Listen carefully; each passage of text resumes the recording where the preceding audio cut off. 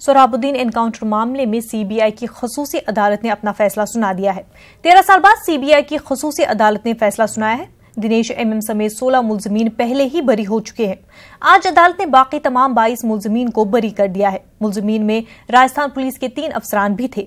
Court ने यह माना कि सोहराबुद्दीन को गोली मारी गई थी, मगर उसके मुलजिम पर कोई सबूत कोर्ट के सामने साबित नहीं हो पाया है।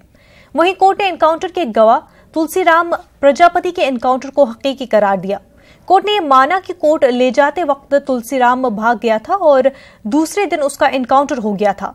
सोहराबुद्दीन शेख को दहशतगर्द करार देकर उसका गुजरात के गांधीनगर में गुजरात पुलिस अफसरान ने नवंबर 2005 में एनकाउंटर कर दिया था।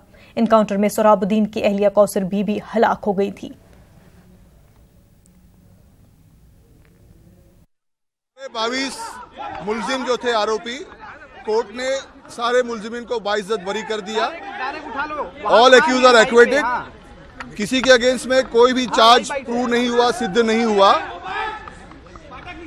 जहां तक सोहराबुद्दीन की हत्या का मामला है, कोर्ट ने ये माना है कि सोहराबुद्दीन की हत्या गोली लगने से हुई है, मगर सोहराबुद्दीन को जो गोली लगी थी वो कोर्ट के सामने मौजूद किसी आरोपी ने चलाई थी या जिस हथियार से चलाया गया वो हथियार आरोपी को अलॉट था, ऐसा कोई पुरावा नहीं आया।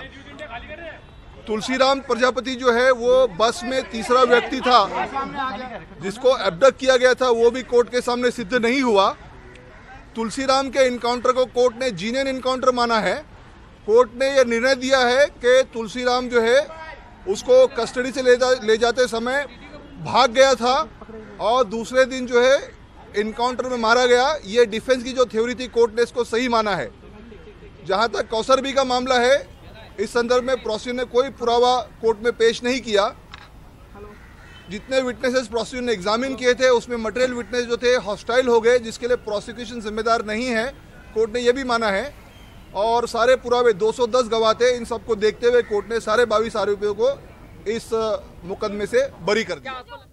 इंडियन एयरलाइंस की 111 तैयारों की खरीदारी में तफ्तीश के दौरान ईडी को अहम जानकारी मिली है।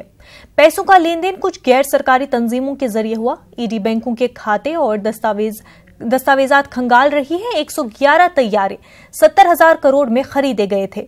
ईडी वजारत शहरी हवाबाजी और इंडियन एयरलाइंस के खिलाफ जांच कर रही है। जल्द ही कुछ आला हुकाम को पूछताछ के लिए तलब करने वाली है।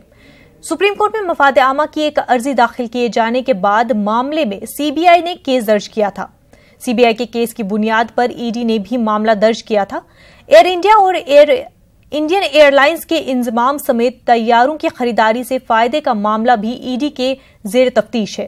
फायदे वाले रूट्स की जगह नुकसान वाले रूट्स पर परवाजें करने के अहकामात की भी जांच हो रही है। ये अहकामात यूपीए के वजीर शहर हवाबाजी प्रफुल्ल पटेल के दौर में जारी किया गया था।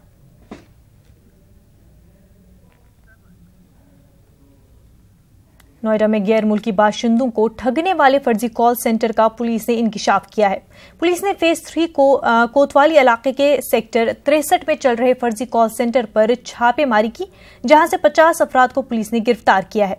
ये लोग सोशल सिक्योरिटी नंबर के नाम पर गैर मुल्की बाशिंदों को निशाना बनाते थे।